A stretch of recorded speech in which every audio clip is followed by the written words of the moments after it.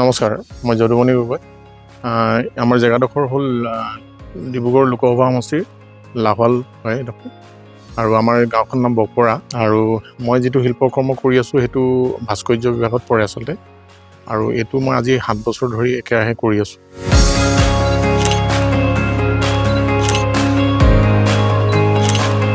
ভাস্কৰ্য বিভাগৰ বিভিন্ন ধৰণৰ ভাস্কৰ্য আমি কৰোঁ, বা অসমীয়া যিকোনো আমাৰ যিবিলাক লোকশিল্পৰ লগত জড়িত বস্তু, ধৰি লওক আমাৰ মমেণ্টটো এটাকে ধৰক, আমি বেলেগ মমেণ্টটো আপুনি বেলেগ ধৰণে পায়। আমি ধৰি লওক এতিয়া পেপাৰটো ডাঙৰকৈ কৰি পেপাৰটো চাইজৰ এটা মমেণ্টটো কৰিছোঁ। বিহু এখন লওক, আপুনি বিহুৰ ছিজন, এতিয়া বিহুৰ ছিজন আমি বিহু ধৰণৰ মমেণ্টটো আমি কৰি আছোঁ। ইয়াৰ আগতে আমি এটা মূৰ্তি কৰিছিলোঁ, এইটো প্ৰায় 25 ফুট উচ্চতাৰ মূৰ্তি। এইটো ৰজা চুকাফাৰ যিটো প্ৰতিমূৰ্তি বনাইছিলোঁ, এইটো আমি খুমটাইত নিৰ্মাণ কৰিছোঁ। এইটো ফাইবাৰ গ্লাছ দি আমি কৰিছিলোঁ। এইখন টেৰাকোটা ৱাল, মই কৈ আছিলোঁ যে আপুনি ৰিলিফ ৱৰ্ক যিখন ওলাই অহা ধৰণৰ যিবিলাক ছবি ধৰণৰ, ইয়াত আমি টেৰাকোটা দি কৰিছোঁ। আৰু ইয়াত বিভিন্ন ধৰণৰ অসমীয়া ধৰণৰ কিছুমান বুটা দি বা এনেকুৱা অসমীয়া ছাবজেক্ট লৈ আমি কৰিছোঁ। এইখন ধৰি লওক পুথি চিত্ৰৰ পৰা লৈছোঁ, আমাৰ যিবিলাক মেনুস্ক্ৰিপ্ট সেই তাৰ পৰা লোৱা। এইটো জাপি আপুনি ধৰিব পাৰিছে। ইয়াৰ পৰা এইটো লোকাপাৰৰ বুলি এটা বুটা, যিটো কাপোৰৰ বুটা, এই 6th চেঞ্চুৰী আদিৰ মাৰ্কছ কিছুমান, যিবিলাক 6 শতিকাৰ কিছুমান মুখা আমাৰ অসমৰে হয় এইবিলাক। এইটো আহোম যুগৰ এটা ড্ৰেগন। তাৰ উপৰিও আমি কিছুমান এনেকুৱা নহয় যে আমি অসমীয়া ধৰণৰ, আমি অজন্তা ইলোৰাৰ ধৰণৰ কেভৰ পৰা কিছুমান ডিজাইন লোৱা হৈছিলে। তাৰ উপৰি আপুনি কিনাৰত চাব যে এইখিনি গোটেই গামোচা ফুলৰ এটা ডিজাইন এনেকৈ আমি কৰিছোঁ। এনেকৈ ডিজাইন কৰাৰ পিছত এইখিনিও গামোচা ফুলৰ এটা ডিজাইন, কিনাৰ গোটেই আউটলাইনটো আমি গামোচা ফুলৰ ডিজাইন দি এটা মানে কৰিলোঁ, কি তাৰ বাউণ্ডেৰীটো যিটো আমি গামোচা ফুলৰ ধৰণে কৰিলোঁ। তাৰ উপৰি এইটো বিভিন্ন ধৰণৰ, এইটো সত্ৰত থকা কিছুমান এটা ড্ৰেগন। তাৰপিছত এইটো মানে গামোচা ফুলৰ এটা মানে ডিজাইন, ধৰি লওক এইটো তেনেকৈ এটা সিংহ, পুৰণা যুগৰ কাৰেংঘৰ। তাৰপিছত এইটো যিবিলাক আমাৰ আদিবাসীবিলাকে বা হেৰিবিলাকে যেনেকৈ এইটো হেৰি কৰে, তেওঁলোকৰ চাউল বা ধান খুন্দে যি ধৰণৰ, এইটো এটা ড্ৰেগন, এইটো কাইচেং বুলি কোৱা হয়। তাৰ ওপৰত আকৌ মেনুস্ক্ৰিপ্টৰ পৰা আমি ল'লোঁ। তাৰপিছত আমি দেখিলোঁ আকৌ লোৱা হ'ল টেক্সটাইল ডিজাইনটো, যিটো কাপোৰৰ বুটা বুলি কৈ আছোঁ মই।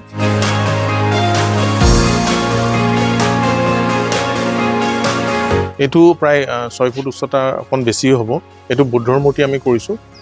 ই আউটডোৰ হ'ব পাৰে, বাহিৰত ৰাখিব পাৰে, একো নহয়। প্ৰায় 60-70 বছৰ একো নহয় ফাইবাৰ গ্লাছ, কাৰণ ই আমি কৰোঁতে খুব শকত আৰু মজবুতকৈ কৰা হৈছে।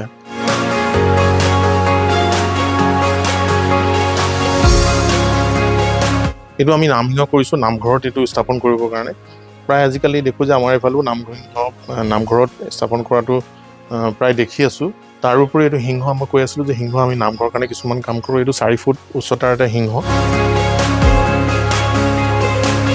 ৱালত বিভিন্ন ধৰণৰ মিউৰেলছ বুলি কওঁ যে, যিটো সেইটো মিউৰেলছ এনেকুৱা ধৰণৰ গণেশ ধৰণৰ ওম দিছোঁ, কেইটামান ফুল দি আমি এখন হেৰি কৰিছোঁ। আপুনি আৰু সুবিধা কি, এইখন বস্তুৰ আপুনি স্ক্ৰু লগোৱা আছে। স্ক্ৰুকেইটা খুলি আপোনাক সহজতে ঘৰত লৈ যাব পাৰে, বা এখন আনব্ৰেকেবল, নাভাগে। এইটো আমি এজেগাৰ কাৰণে আমি তৈয়াৰ কৰি আছোঁ, আৰু এইটো একেই ফাইবাৰ গ্লাছত আমি তৈয়াৰ কৰিছোঁ। আমি পেইণ্ট হোৱা নাই বৰ্তমান, পেইণ্ট নোহোৱাকৈ আমি এনেকৈ ৰাখিছোঁ কেইদিনমান।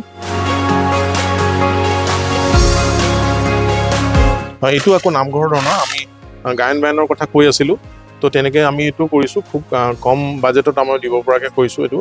আৰু এইটো খুব পাতলা হয়, আৰু মানুহে খুব ভাল পায় যে লৈ যাব। আমি নিজে স্থাপন নকৰিলেও তেওঁলোকে লৈ গৈ কেইটামান স্ক্ৰু কৰাৰ পিছত নামঘৰ গেটত তেওঁলোকে নিজে এইটো লগাই ল'ব পাৰে। এইখন আমি মাছমৰীয়া দৃশ্য এটা দেখুৱাইছোঁ।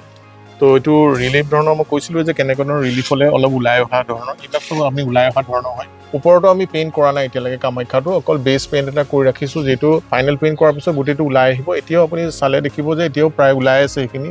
বিষ্ণু ৰাভা প্ৰতিত এইটো আমি চেষ্টা কৰিছোঁ যে বিষ্ণু যিমান পাৰোঁ কৰিবলৈ কাৰণে। আৰু এইটো ফাইবাৰ গ্লাছতে আমি কৰিছোঁ। এটা পেইণ্টেই কৰি ৰাখিছোঁ, বিভিন্ন ধৰণৰ পেইণ্ট আমি কৰা নাই। ই আউটডোৰ কৰিব পাৰিব, প্ৰায় 30-40 বছৰ ইয়াৰ যাব ইয়াত আৰামছে।